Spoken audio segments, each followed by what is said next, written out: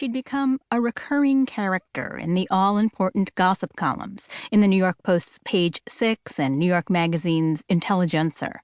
She'd been pictured on the cover of Harper's Bazaar wearing a black bathing suit and wielding a jackhammer, her wrists encircled in elaborate diamond bracelets, and on the cover of Town and Country with the tagline, "Smart, Successful, and Sexy." But in 2009, Ivanka Trump was known most of all for her regular role as a judge on her father's television fantasy, The Apprentice. By the time of his older daughter's wedding, Donald Trump had divorced 2 of his 3 wives and putatively cheated with 2 different women on the 3rd, though no one knew that yet. He had defaulted on bank loans, sued his business partners and government officials with almost ritualistic rigor, and been sued in turn by vendors, customers, and financial partners. He had declared over $1 billion in business losses and avoided a lifetime of taxes. His companies had gone into bankruptcy, he had survived multiple criminal investigations, and yet he was seen almost affectionately as the enfant terrible of Manhattan, Atlantic City, Palm Beach, and sometimes Beverly Hills. In those years, during the title sequence of The Apprentice, he would pronounce the lie, "My name's Donald Trump, and I'm the largest real estate developer in New York." Unlike Donald Trump, Charles Kushner, the father of the groom, by then gray-haired, espresso-eyed, athletically lean and coiled, had not been able to avoid the consequences of his actions. The son of Holocaust survivors who had endured unimaginable conditions in Nazi-occupied Poland, Charles Kushner had once been the developer and manager of a New Jersey empire of 22,000 garden apartments and single-family homes, a don of suburbia. He had been for years a flagrantly generous philanthropist and the largest Democratic donor in New Jersey, showering the Democratic Party with donations the way the Enron Corporation had contributed to George W. Bush.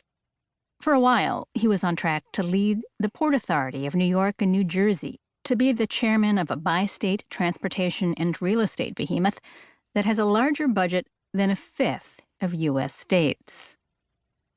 Then he began to blur the lines between the family business and his own interests, so much so that his older brother, his business partner, sued him. The suit caught the attention of the new U.S. Attorney for New Jersey, Christopher J. Christie, who enlisted Charles Kushner's sister and brother-in-law as witnesses.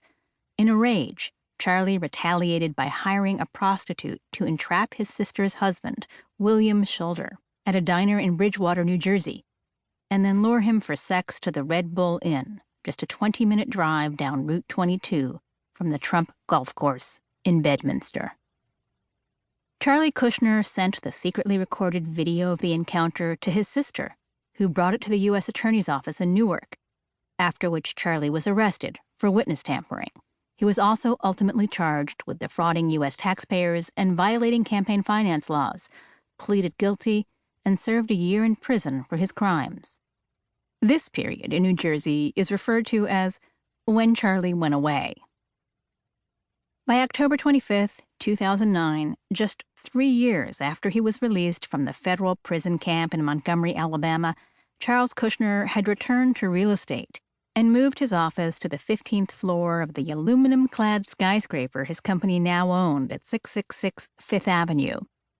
He'd bought an apartment abutting Central Park and moved his place of worship from the suburban Torah Center in Livingston, New Jersey, to the prestigious Kehilath Jeshurun on Manhattan's Upper East Side. His son had acquired a newspaper whose province was an island paradise with fiefdoms, rulers, turf battles, borders, and a brutal hierarchy, as its longtime editor, Peter Kaplan, once wrote. Its voracious royals thought a great deal of themselves, bought a lot for themselves, dressed accordingly, traded in secret insults, brought their battles into private schools and charity balls with the idea that it was a game worth winning. Peter Kaplan, too, was among the wedding guests.